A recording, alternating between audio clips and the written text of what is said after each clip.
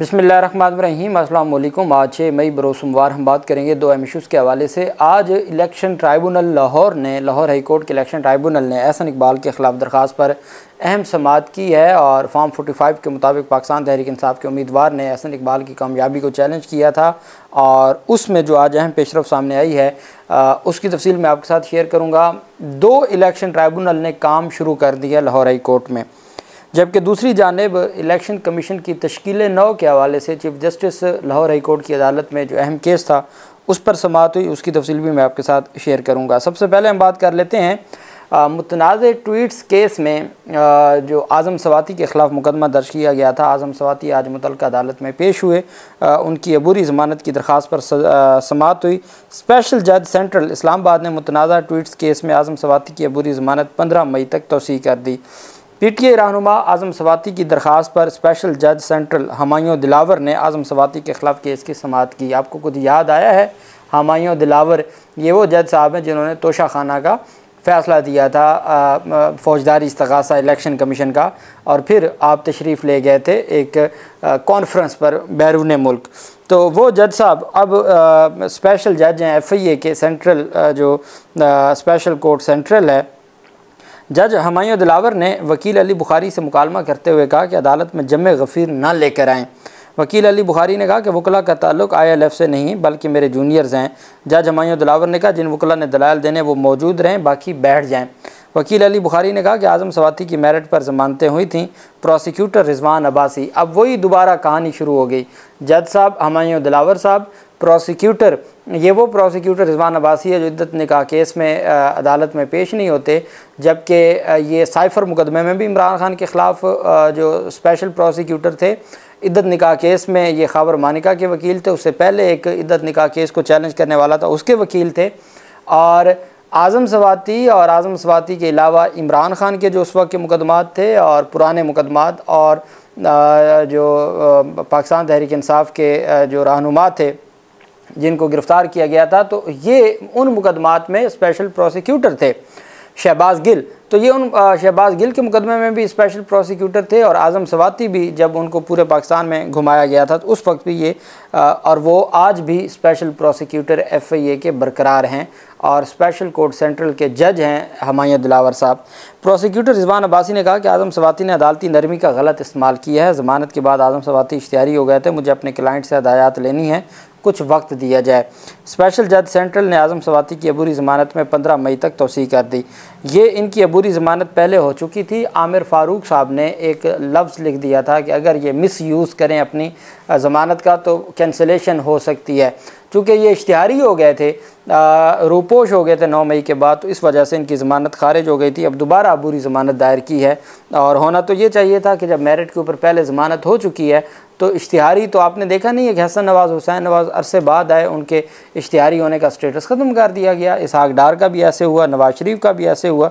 तो ये तो कोई लंबा अरसा इश्तिहारी भी नहीं थे, चंद माह इश्तिहारी थे और इस बुनियाद पर इनको अदालत ने अल्टीमेट रिलीफ़ देना है। और देखना यह है कि अब हमायूं दिलावर साहब जज हैं और रिजवान अब्बासी वकील हैं, तो ये मामला किस तरफ जाता है। दूसरी तरफ पाकिस्तान तहरीक इंसाफ का एक अच्छा फ़ैसला सामने आया है और वो शेर अफजल मरवत की बजाय शेख वकास अकरम को जो चेयरमैन पब्लिक अकाउंट्स कमेटी बनाने का फ़ैसला किया गया। ये बहुत अच्छा फ़ैसला है। उसकी वजह यह है कि एक तो पंजाब में बहुत ज़्यादा इसके ऊपर जो पंजाब की क़यादत है पाकिस्तान तहरीक इंसाफ की, वो इसके ऊपर सवालात उठा रही थी। दूसरा ये है कि जो शेख वकास अकरम का पॉलिटिकल कैलिबर है और जिस तरीके से दबंग अंदाज में उन्होंने 8 फरवरी के इंतखाबात के हवाले से और फिर पहले 9 मई का जो बयानिया था, चूँकि ये भी रूपोश रहे, फिर पेशावर हाई कोर्ट से ज़मानतें ली, फिर इनके ख़िलाफ़ भी तमाम जगहों पर मुकदमात हैं और ये डटे रहे।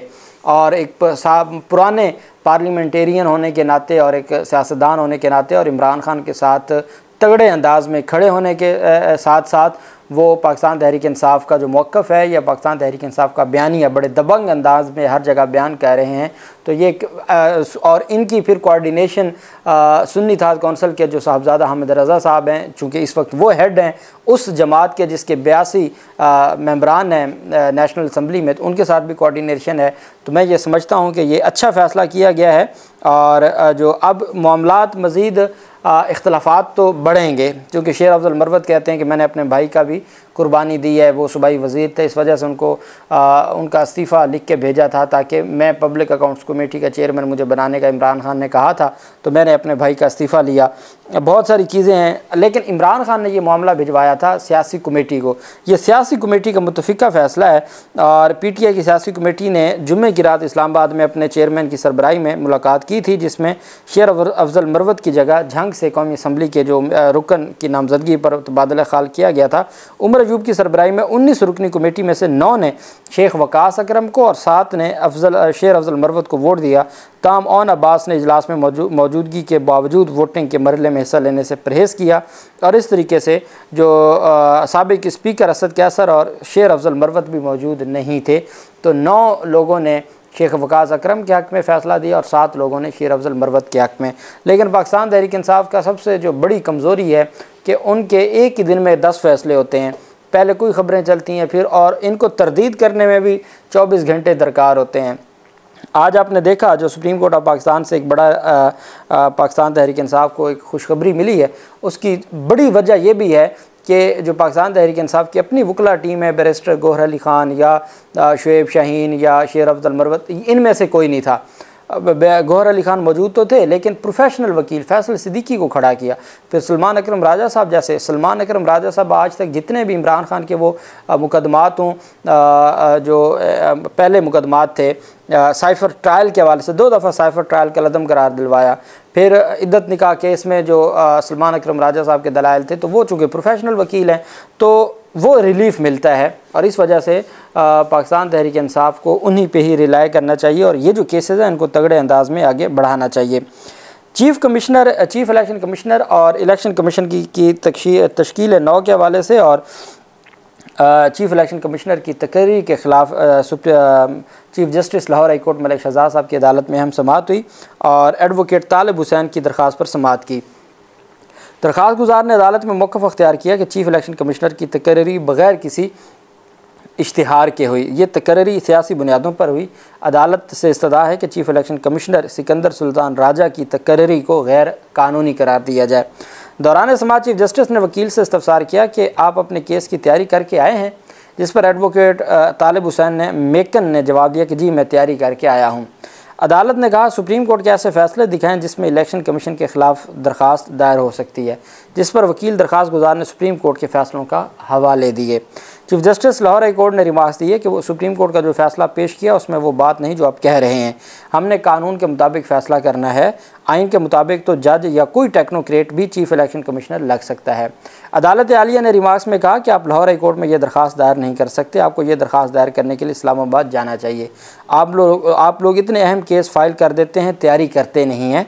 ऐसे केसेस की वजह से आम लोगों का भी नुकसान होता है। ये वो नुक्ता है जो मैं बार बार आपके सामने बयान करता रहता हूँ कि इस तरह के जो अहम केसेस हैं वो इरेलीवेंट लोग दायर करते हैं, फिर तैयारी नहीं करते या उनका उतना कैलिबर नहीं होता, जिसकी वजह से वो केसेस भी खारिज होते हैं और साथ ये है कि वो एक अहम इशू को भी तबाह कर देते हैं।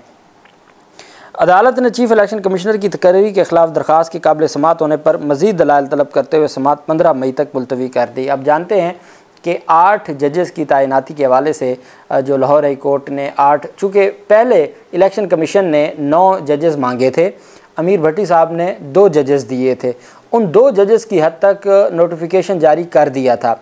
अब वो 2 जजेस तो आज भी कायम हैं बतौर इलेक्शन ट्राइब्यूनल। मज़ीद 6 जजेस का नाम दिया था chief justice Lahore high court Malik Shahzad साहब ने, जिस पर आज तक नोटिफिकेशन सामने नहीं आया, लेकिन वो जो 2 जजेस हैं वो काम उन्होंने शुरू कर दिया है। और आज जस्टिस सुल्तान तनवीर साहब की अदालत में 2 जज थे, जस्टिस सुल्तान तनवीर अहमद और जस्टिस सरफराज डोगर साहब। जस्टिस सुल्तान तनवीर अहमद साहब ने जो पहला फ़ैसला था उसके मुताबिक रावलपिंडी और बेंच और लाहौर हाई कोर्ट जो प्रिंसिपल सीट है ये तमाम अपीलें सुननी थी, और सरफराज डोगर साहब ने भावलपुर की और मुल्तान बेंच की अपीलें सुननी थी, जिस पर फिर चीफ़ जस्टिस मलिक शहजाद साहब ने 6 जजेस मज़ीद दिए थे, जिसमें फिर 4 प्रिंसिपल सीट पर बैठेंगे, एक पिंडी बैठेगा, एक भावलपुर बैठेगा और एक जज साहब मुल्तान बैठेंगे। तो ये बड़ा फ़ैसला था जिसके ऊपर आज तक इलेक्शन कमीशन ने नोटिफिकेशन नहीं जारी किया, और ये जो केस 15 मई तक मुलतवी किया है, मैं ये समझता हूँ कि ये भी बहुत अहम किरदार अदा करेगा इन सारे मामलात में। बहरहाल आज समाअत हुई और ये समाअत थी एहसन इकबाल की कामयाबी के नोटिफिकेशन कलअदम करार देने की इस्तदा की गई थी और एहसन इकबाल की कामयाबी को चैलेंज किया गया था। NA-76 नारोवाल से मुस्लिम लीग नून के रहनुमा और वो वज़ीर भी हैं, वफाकी वज़ीर, उनकी। और ये चैलेंज किसने किया था? कर्नल रिटायर्ड जावेद सफदर कालू ने इलेक्शन ट्राइब्यूनल में दरख्वास्त दायर की थी। NA-76 नारोवाल से एहसन इकबाल को कामयाब करार दिया जाने के जो ख़िलाफ़ ये दरख्वास्त है। उन्होंने कहा कि आम इंतखाबात में नारोवाल में बड़े पैमाने पर धांधली हुई। उन्होंने दलाइल दिए जस्टिस सुल्तान तनवीर के ट्राइब्यूनल में। NA-76 नारोवाल से एहसन इकबाल को जो कामयाब करार दिया गया वो गैर कानूनी था। आम इंतखाबात में नारोवाल में बड़े पैमाने पर धांधली की गई। दरख्वास्त गुजार को फॉर्म 45 और फॉर्म 46 फराहम नहीं किए गए। इलेक्शन कमीशन ने डायरेक्ट फॉर्म 47 जारी करके कामयाबी का ऐलान कर दिया। एहसन इकबाल की कामयाबी का जारी नोटिफिकेशन कलअदम करार देकर करार दिया जाए। ट्राइब्यूनल हल्का में दोबारा इंतखाबात करवाने का हुक्म दे, ये भी इसमें इस्तदा की गई है कि ट्राइब्यूनल हल्का में दोबारा इंतखाबात करवाने का हुक्म दे। और साथ ये कहा गया है कि जो एहसन इकबाल की कामयाबी है उसको कलअदम करार दिया जाए, फॉर्म 47 को कलअदम करार दिया जाए और हमें फॉर्म 45 और फॉर्म 47। अब इनका मसला ये है कि इनको फॉर्म 45 दिए ही नहीं गए। तमाम वो केसेस जैसे मरीम नवाज़ का था या नवाज़ शरीफ के कुछ जो पोलिंग स्टेशंस थे या शहबाज शरीफ के, वहाँ फॉर्म 45 दिया ही नहीं गया था। तो जहाँ दिया नहीं गया तो वहाँ उसकी बुनियाद पर कहा नहीं जा सकता कि फॉर्म 45 के मुताबिक नताइज दें, चूँकि फॉर्म 45 तो दिया नहीं गया। तो वहाँ पर ये प्ली की ली जा रही है कि चूँकि इन्होंने धांधली की है और जो बेसिक रिक्वायरमेंट्स थी वो पूरी नहीं की नताइज की तैयारी के वक्त, इस वजह से इस इलेक्शन को कलअदम करार देकर इस हल्के में दोबारा इंतखाब करवाया जाए। जिस पर जस्टिस सुल्तान तनवीर ने बतौर इलेक्शन ट्राइब्यूनल केस की समाअत की और अदालत ने इलेक्शन कमीशन समेत एहसन इकबाल और बाकी फ़रीक़ैन को नोटिस जारी करते हुए रिपोर्ट तलब कर ली है और जवाब तलब कर लिया है और अदालत ने तमाम फ़रीक़ैन को पेश होने का हुक्म दे दिया है। मज़ीद जो भी तफसीलात होंगी आपके साथ शेयर करते रहेंगे। अल्लाह पाक पाकिस्तान का हामी नासिर हो। बहुत शुक्रिया। अल्लाह हाफ़िज़। पाकिस्तान ज़िंदाबाद।